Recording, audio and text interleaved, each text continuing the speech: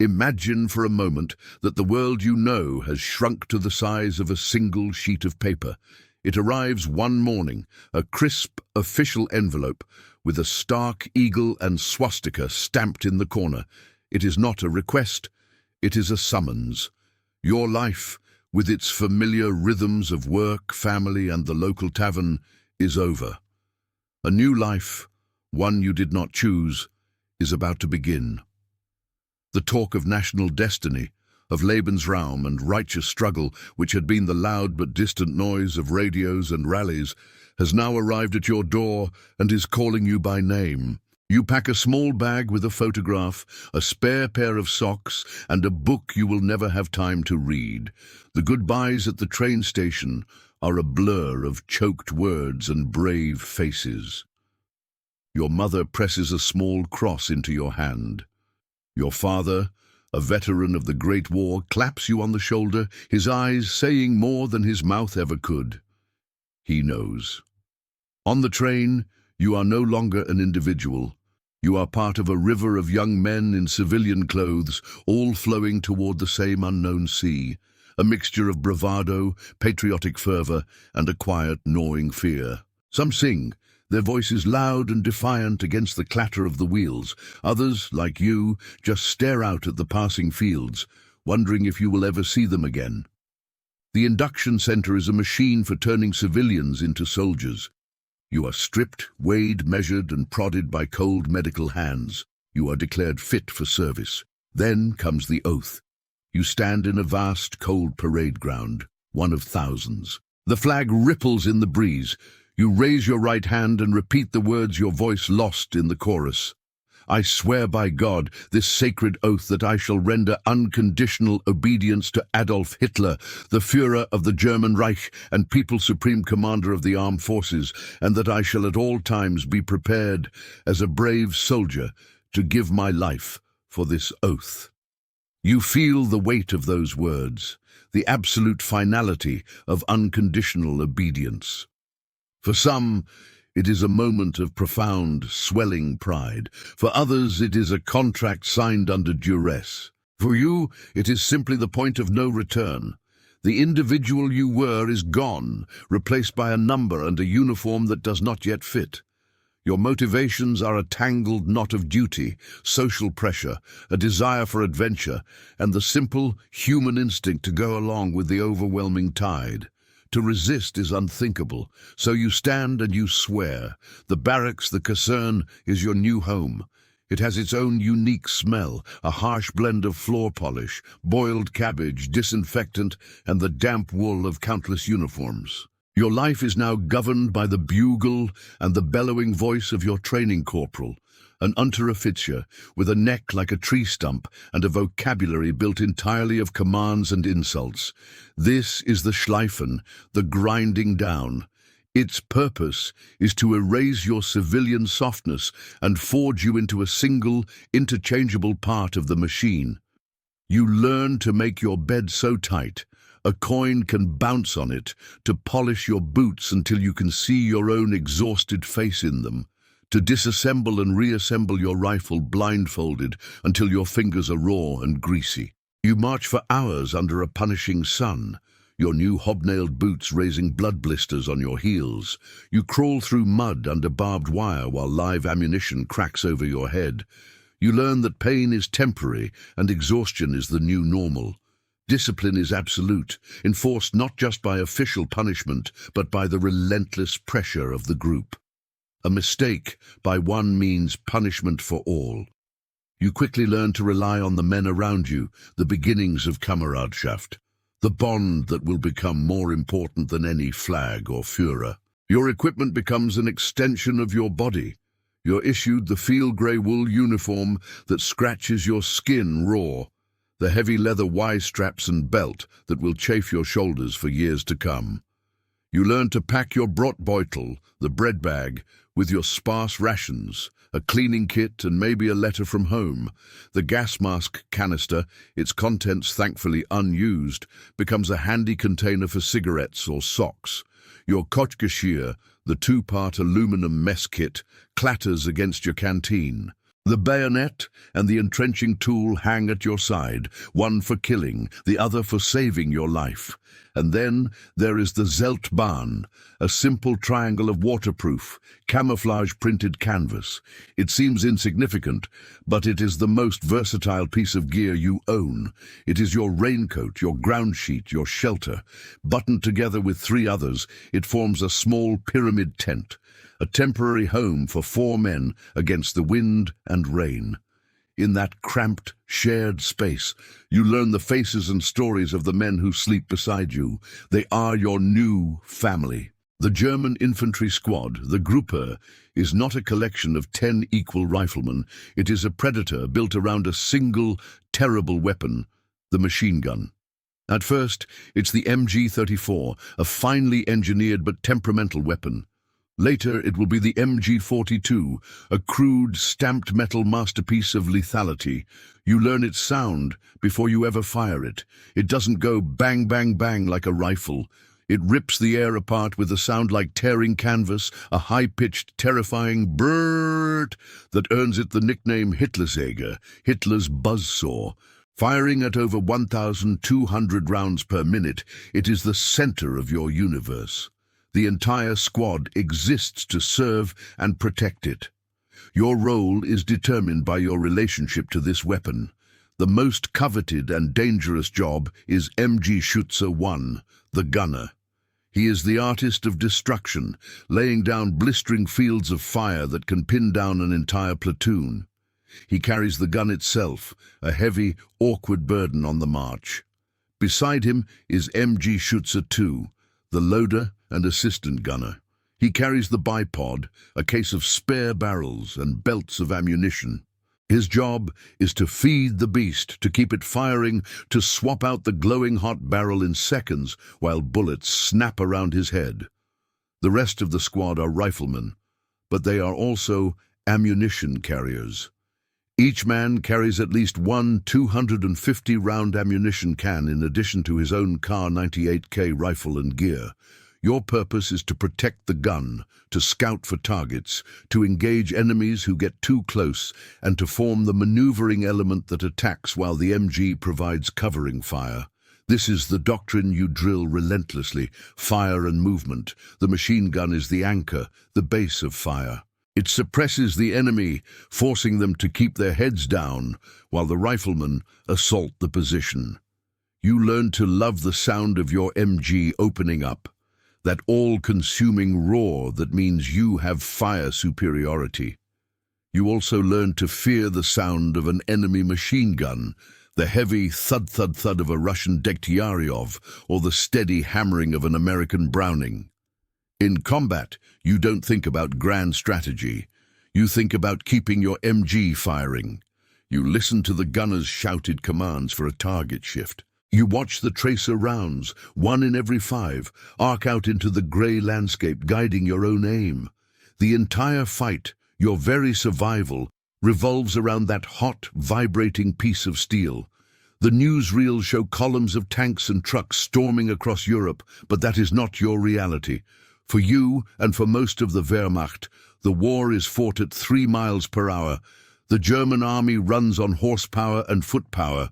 You are a foot soldier, a Lanzer, and your primary mode of transport is the march. You march until your feet are numb, then until they are screaming with pain, and then you march some more. The column stretches for miles, a river of field-grey uniforms, swaying helmets, and dust. The air is thick with the smell of sweat, worn leather, and the manure of the thousands of horses pulling the artillery and supply wagons. The sounds are a constant, monotonous symphony. The rhythmic tramp of 10,000 hobnailed boots on gravel, the squeak of leather straps, the jingle of mess kits, the low rumble of iron-rimmed wagon wheels, and the hacking coughs of exhausted men. Every hour, the whistle blows for a 10-minute break. You don't even bother to unsling your rifle. You collapse by the side of the road, gulping warm, metallic-tasting water from your canteen, chewing on a piece of dry Kommissbrot. Then the whistle blows again, and you haul your aching body to its feet and stumble on. This relentless marching reveals the army's great vulnerability: logistics. The supply chain is a fragile thread stretching for hundreds, then thousands of kilometers. When it breaks, you go hungry. This is when a new, unspoken skill becomes essential. Organizing. It's a euphemism that covers a spectrum of activities, from foraging to outright theft. It begins innocently enough. You're in occupied France, and a corporal finds an unguarded chicken coop. Soon, your squad is enjoying a rare feast. In Poland, it's a pig, requisitioned from a farmer who is too terrified to object. On the vast, empty steppes of Russia, where the supply columns have vanished and your stomach is a hollow ache, it becomes a desperate necessity. You take potatoes from a cellar, grain from a barn, anything you can find. You tell yourself it is a necessity of war. You see official orders authorizing the seizure of food from the local population to feed the army. The line between what is necessary and what is criminal becomes hopelessly blurred. You see other soldiers, and sometimes you yourself, take not just food, but watches, valuables, anything of worth from civilians whose faces are masks of fear and hatred. Each act makes the next one easier. The moral compass, so clear and certain back home, begins to spin wildly in this new world of sanctioned lawlessness. Your life is divided between two states, moving and hiding. When the marching stops, the digging begins. Your entrenching tool, a short-handled spade that hangs from your belt, becomes the most important tool you possess. It is your key to survival. The open field is a killing ground. Your only safety lies in the earth itself. You dig with a desperate energy, first scraping a shallow hollow, then deepening it into a proper foxhole, a Schützenloch. You learn the geometry of survival, deep enough so your head is below ground level, with a small sump at the bottom to collect rainwater, and, if necessary, to kick a grenade into. The moment the shelling starts, the rhythmic crump-crump of incoming artillery, you are no longer a proud soldier. You are a terrified animal, pressing yourself into the soil, trying to make yourself as small as possible.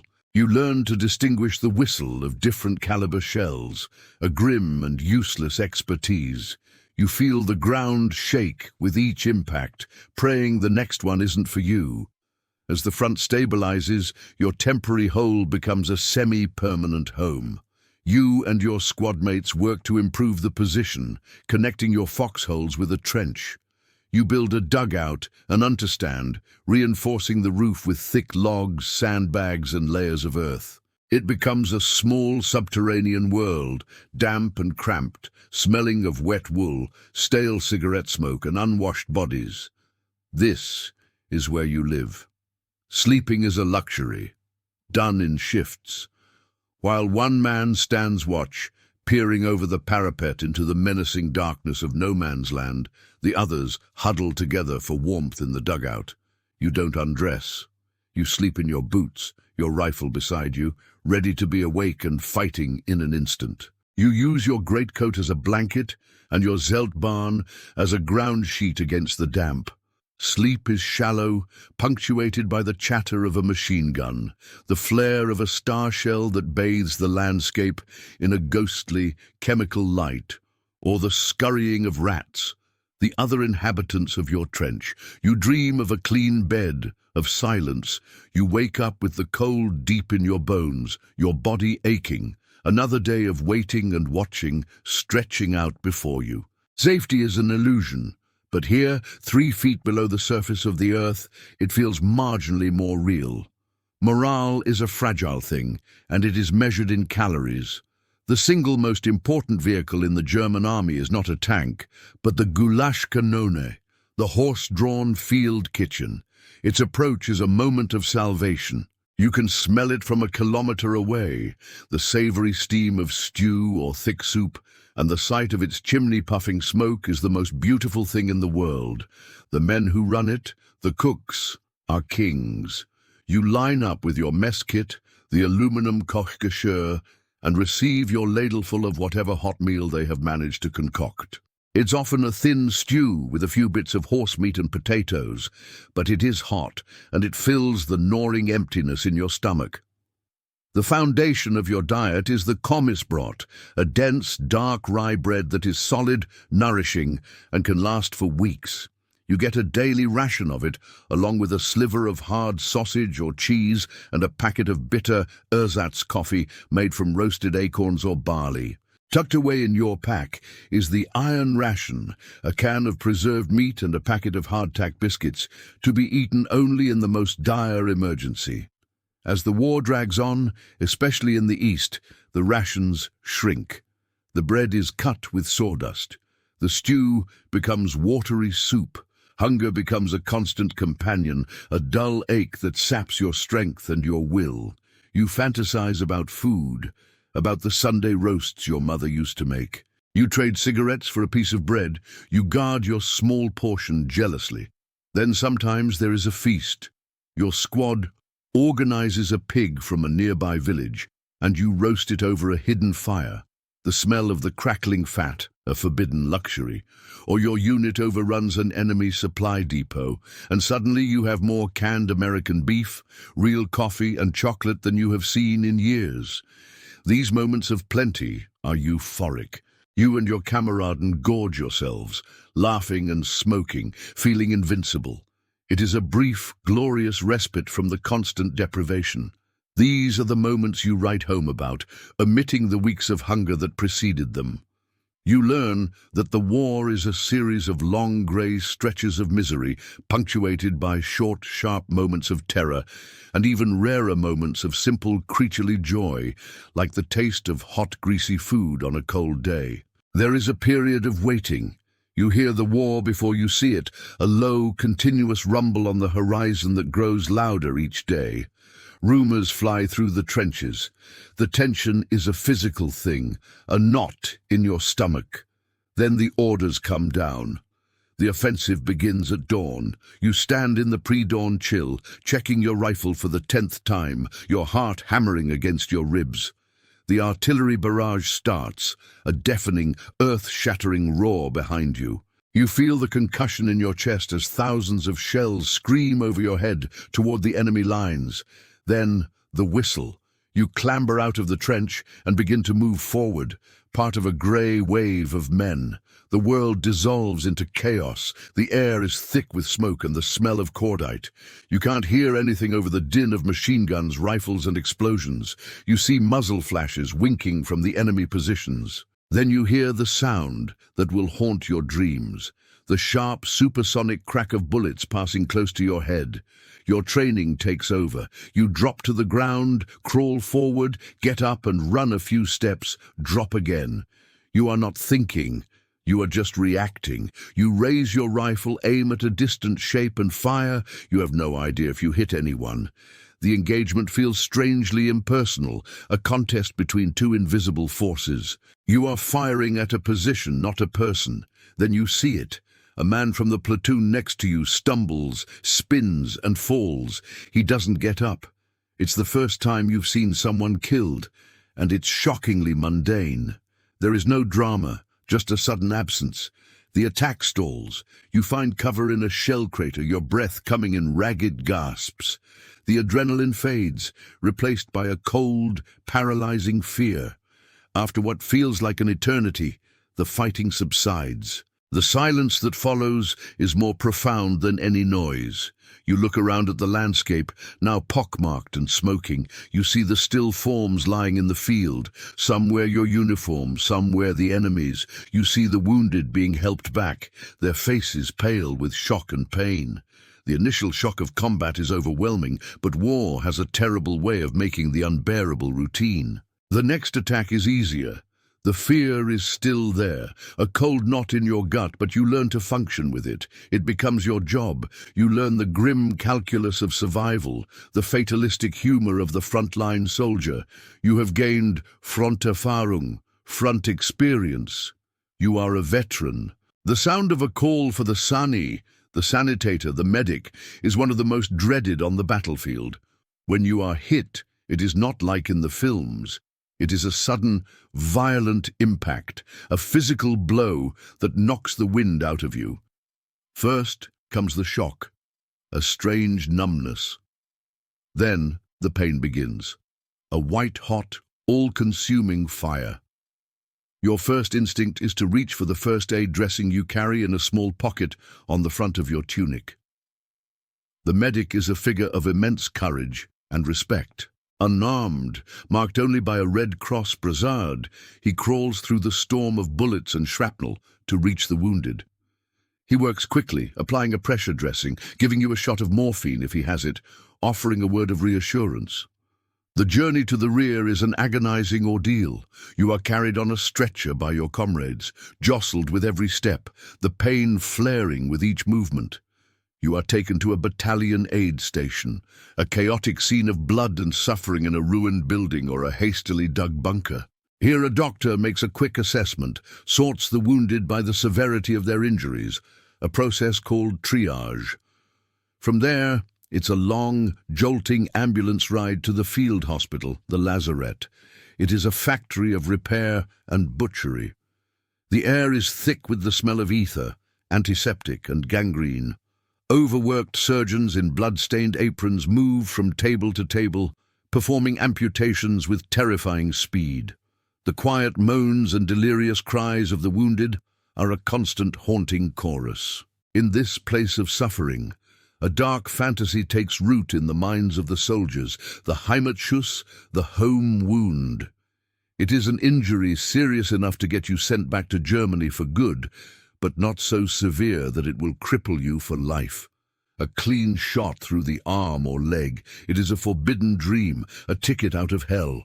But for every Heimatschuss, there are a dozen wounds that maim, cripple, or kill. And the enemy is not just bullets and shrapnel. It is also disease. In the filth of the trenches, dysentery, the Russian sickness, spreads like wildfire, leaving men weak and dehydrated. Lice are a constant torment, carrying the deadly risk of typhus. In winter, frostbite claims fingers, toes, and lives. For the exhausted soldier, the greatest hope is not victory, but the promise of Urlaub, leave. It is a golden word, a symbol of everything you have lost. Safety, comfort, love, and peace. There is a change of pace. Your division is pulled from the front line for rest and refitting.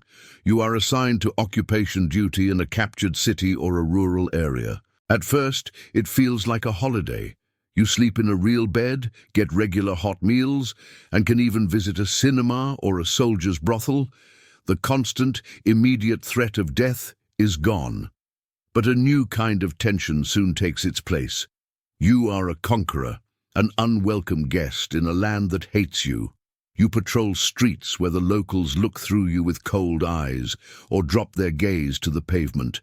You conduct searches of homes, your presence an intrusion, your authority resented. You are enforcing the will of a distant regime upon a subjugated people. Then the partisan war begins.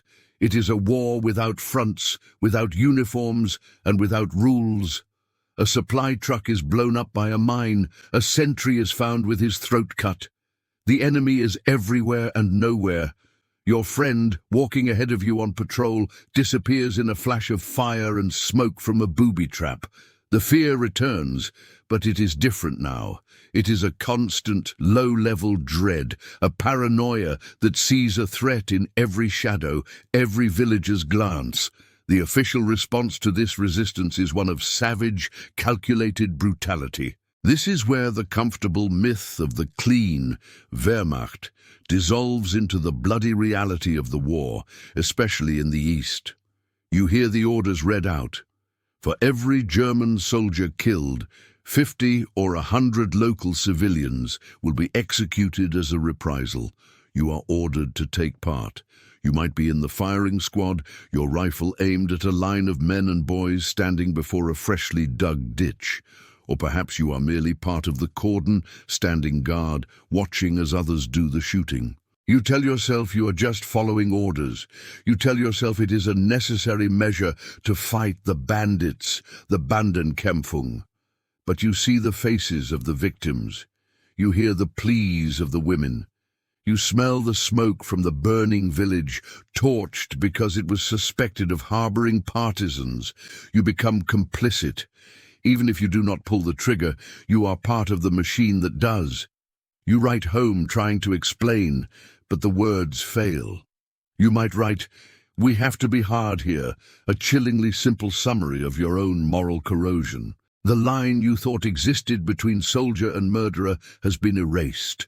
The Third Reich is a totalitarian state, and its ideology is inescapable. It comes at you from all directions. The army newspapers, the Front Zeitung, are filled with articles about the heroism of the German soldier and the subhuman nature of the enemy.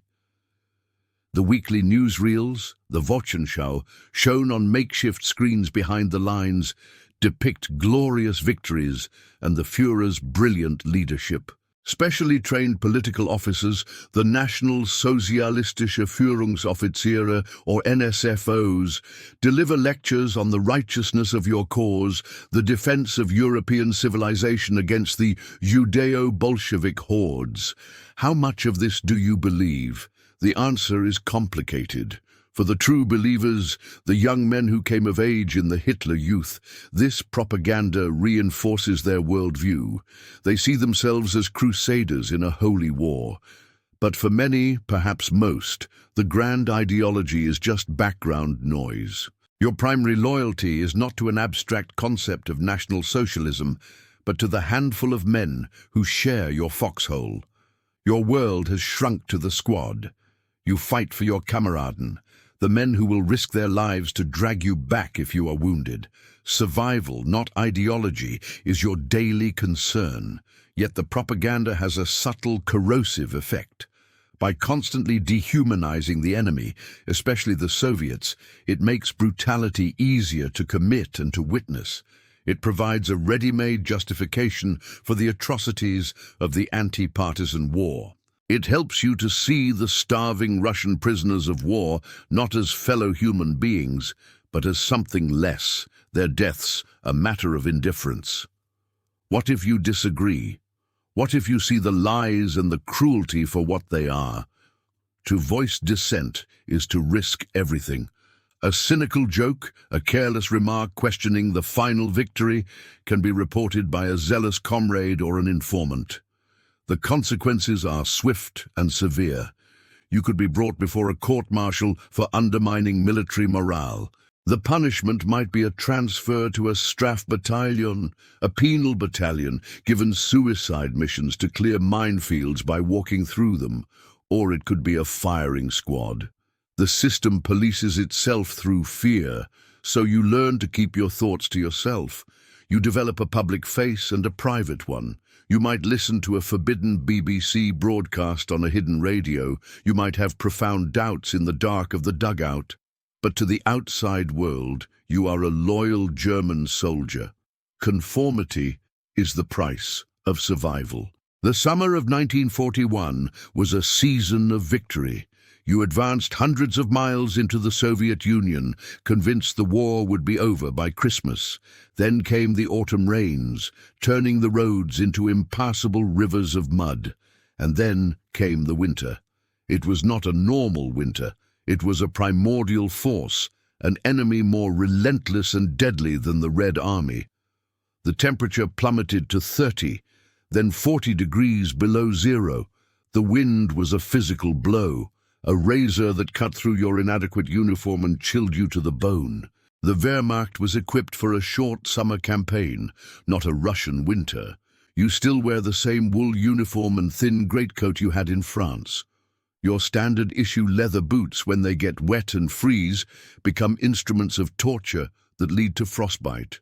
You stuff them with straw and newspaper, anything to provide a bit of insulation. The cold is a constant, agonizing presence. It seeps into your dugout. It finds you on sentry duty. You huddle together for warmth, your breath turning to ice crystals in the air. The machines fail. The oil in your rifle and machine gun congeals, freezing the bolts solid. You learn to keep the bolt inside your coat, warmed by your body heat. To free a frozen machine gun, you sometimes have to urinate on the mechanism, the hot liquid turning to steam and then ice in seconds. Firing the weapon becomes a struggle. Your fingers, numb and clumsy in your thin gloves, can barely operate the trigger. Frostbite is rampant. You see men with feet swollen and black, their toes dead. You see comrades with white, waxy patches on their cheeks and noses, the first sign of freezing flesh. The pain of thawing is said to be worse than the freezing itself. The lazaretts are filled with men needing amputations. The landscape is a vast, terrifying expanse of white. The snow covers everything, hiding mines and enemy positions. Digging into the frozen earth is like trying to quarry granite with a teaspoon. The world is silent, muffled by the snow, a silence broken only by the howling wind and the crack of a rifle shot that sounds unnervingly loud and close. The psychological toll is immense. You feel trapped, abandoned in a hostile alien world. The initial confidence of the invasion has been replaced by a grim, desperate struggle for simple survival against the cold. The arrival of the mail is the most important event of any day.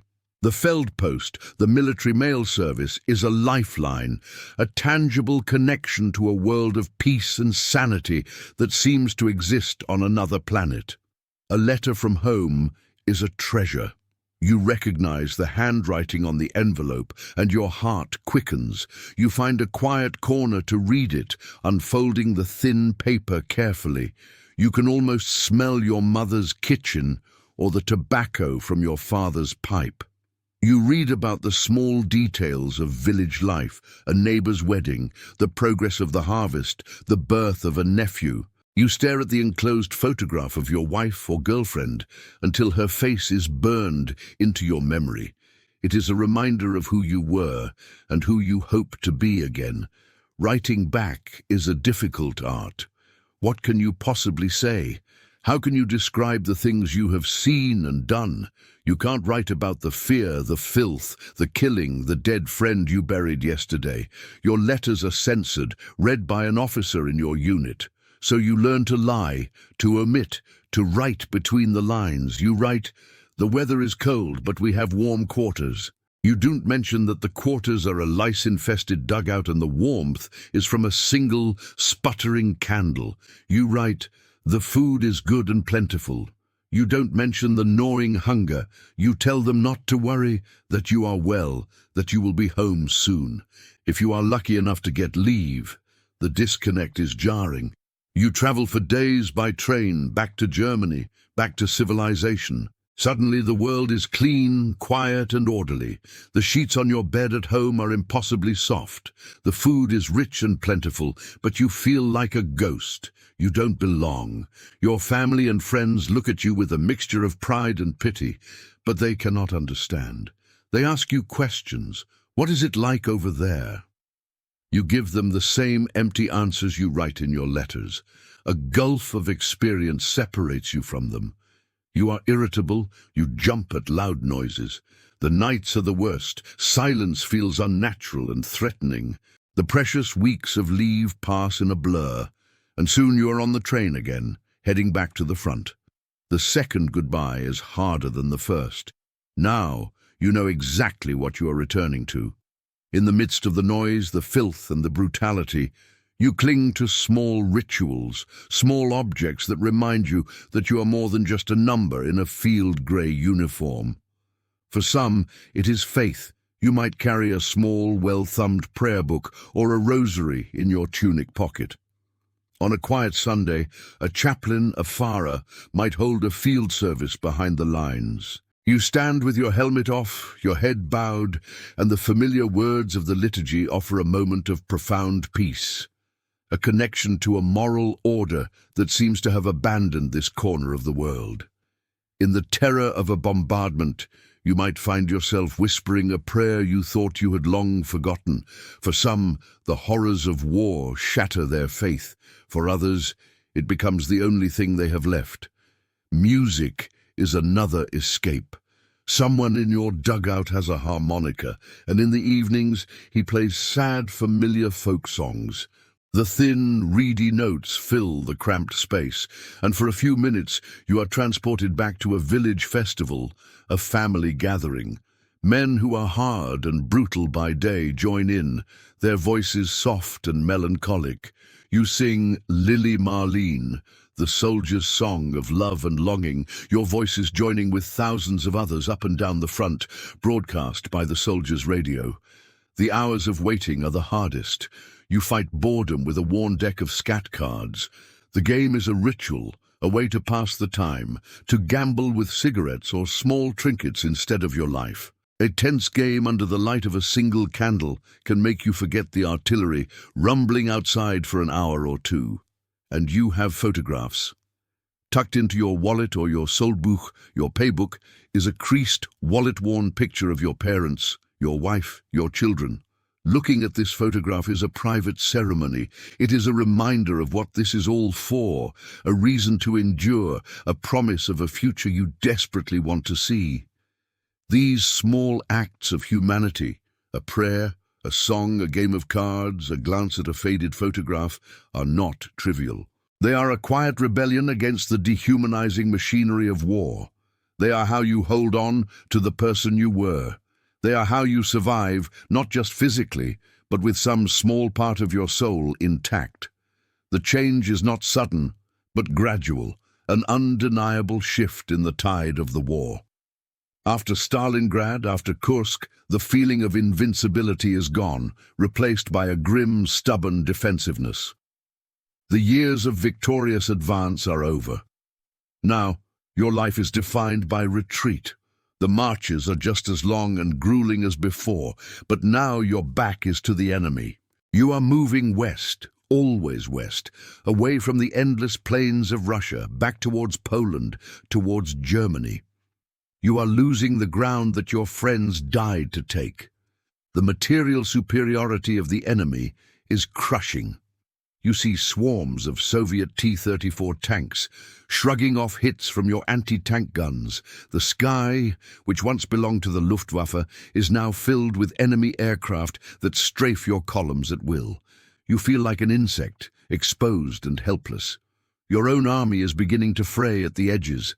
The veterans, the hard, experienced soldiers from the early years, are mostly gone, killed or wounded. The replacements are either callow teenagers, thrown into the line with a few weeks of training, or older men, fathers of families, pulled from their jobs to form the last-ditch Volkssturm. Your equipment, once the best in the world, is now worn out and in short supply. You are constantly short of fuel for the few vehicles you have, short of ammunition for your machine gun, short of everything. Discipline, once ironclad, begins to break down. Orders are questioned or simply ignored. The goal is no longer victory, it is survival. The psychological strain is immense. The constant retreat, the endless fighting for positions you know you will abandon in a few days, creates a profound sense of futility. And then comes the news from home. Letters arrive telling of the air raids, the terror bombing of German cities. You see the photographs in the army newspapers of Hamburg, of Dresden, reduced to seas of rubble. The war is no longer something happening far away in Russia. It has come home. Your family, the people you thought you were protecting, are now on the front line. The last, most powerful motivation, the defense of the homeland, is now a desperate, hopeless reality. The world is collapsing, and you are being crushed in the wreckage. The end comes not with a single dramatic event, but as a chaotic, piecemeal disintegration. Your division no longer exists as a coherent unit. It is a collection of scattered, exhausted men, a Kampfgruppe, a battle group, with no clear orders and dwindling supplies. The air is filled with rumors. The Americans are here, the Russians are there. The sole objective that unites everyone is a desperate animal instinct: get west. Surrender to the Americans or the British, anyone but the Soviets. You have heard the stories and you have seen the evidence of what happens to German prisoners on the Eastern Front. It is a fate to be avoided at all costs. You march for days, part of a vast, disorganized river of humanity, soldiers and civilians fleeing the Red Army. Finally, you see them, the strange, high-profile helmets of the Americans. The moment of surrender is surreal. There is no formal ceremony.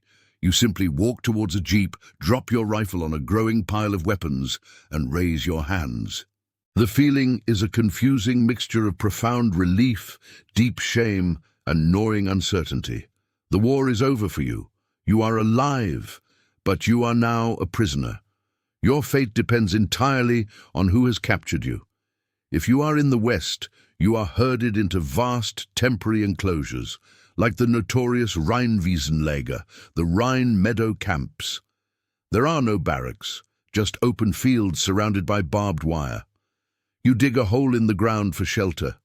Food is scarce, often just watery soup and a piece of bread, and medical care is rudimentary. It is a miserable existence, filled with hunger, boredom, and the humiliation of defeat. But you are generally treated according to the rules of the Geneva Convention. You are a prisoner of war, not a slave. If you are captured in the East, your ordeal is just beginning. You are force-marched for weeks, the weak and sick left to die by the roadside. You are shipped in cattle cars to the Soviet Union, to the Gulag. There, you become a slave laborer, working in mines or forests on starvation rations. The winters are as brutal as they were at the front. Disease and malnutrition are rampant. The mortality rate is staggering. For years, your family will have no idea if you are alive or dead. A postcard arriving years later is a miracle. Whether in a muddy field in Germany or a frozen labor camp in Siberia, you are stripped of the last vestiges of your soldier's identity. You are no longer part of a victorious army. You are simply a survivor, waiting for the day you might see home again. One day, the gates of the camp open. You are given a set of discharge papers and a train ticket. You are going home. The journey back is through a landscape of ghosts. You see the ruins of your own country, cities pounded into mountains of rubble. This is the Germany you fought to defend. When you finally arrive at your hometown, you may find your house gone, your family living in a cellar or dispersed as refugees. The reunion is emotional, but also strained. You have been gone for years. You are a stranger, gaunt and haunted. You have changed in ways they can never understand. You carry the war inside you, the nightmares, the sudden rages, the deep, unshakable weariness. You are one of the Heimkehrer, the returnees. You find a society that does not want to hear your story. People are focused on survival, on rebuilding, on the economic miracle. They want to forget the war, to move on. Your experiences, the horrors you witnessed and participated in, are an uncomfortable reminder of a past everyone wants to bury. So, you fall silent. You join the millions of other veterans in a conspiracy of silence. You don't talk about the partisan executions, the starving prisoners, the burning villages. You talk about the cold, the hunger, the camaraderie. You speak of your duty, of your sacrifice. A new narrative begins to form, a comforting myth for a defeated nation. It is the myth of the clean Wehrmacht. In this story, the army fought a decent, honorable war, separate from the crimes of the SS and the Nazi Party. You were a simple soldier, a Lanzer, who did his duty for his country, and you were betrayed by Hitler and his cronies. You were a victim too. This narrative allows you to live with yourself, and it allows your country to rebuild without confronting the full, terrible truth of the war you fought. The Nuremberg trials focus on the top leadership, the generals and politicians. The vast majority of ordinary soldiers like you are never called to account. This allows the myth to take deep root, to become the accepted history for a generation. Your silence helps it grow. It is easier than confronting the ghosts. It is time to be clear, to set aside the comforting narratives and confront the historical record.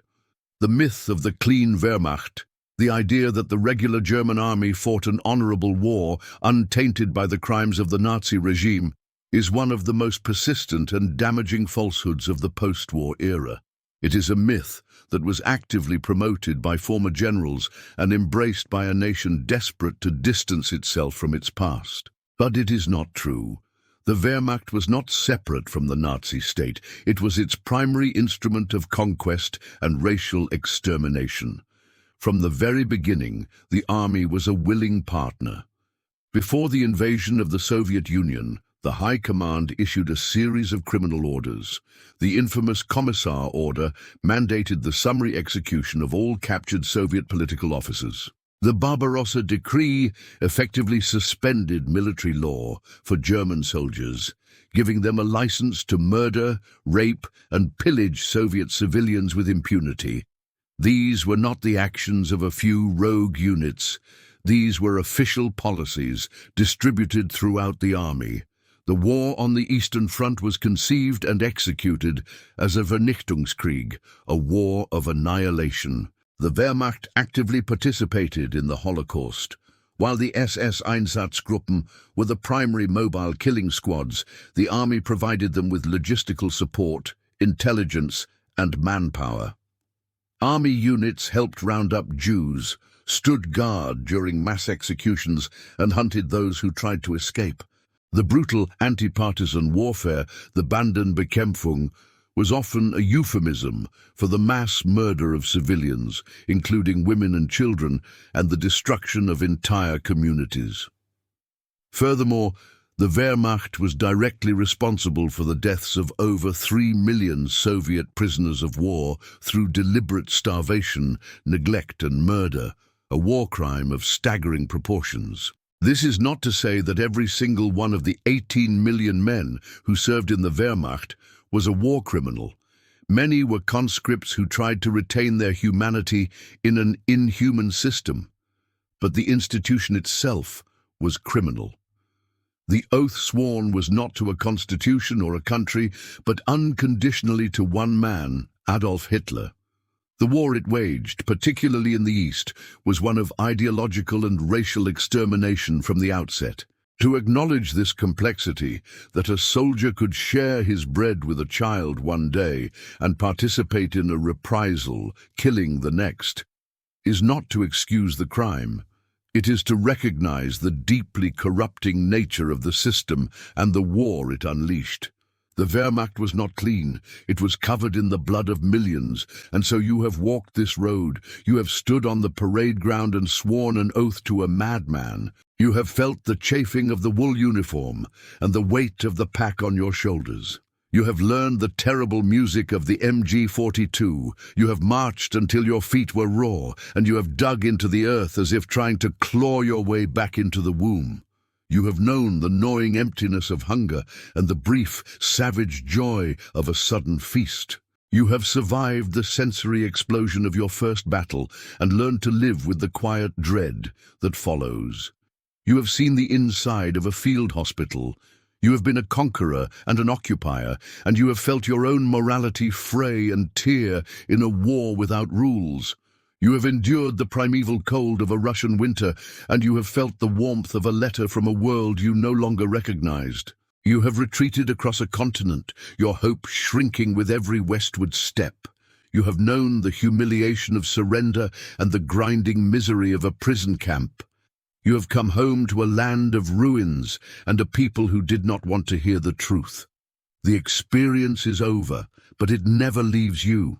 It lives in your memory as a collection of sensory fragments, the taste of Ersatz coffee, the smell of damp earth and cordite, the creak of leather straps, the sight of a friend's face in the flickering light of a candle in a dugout, the unbearable silence after a barrage.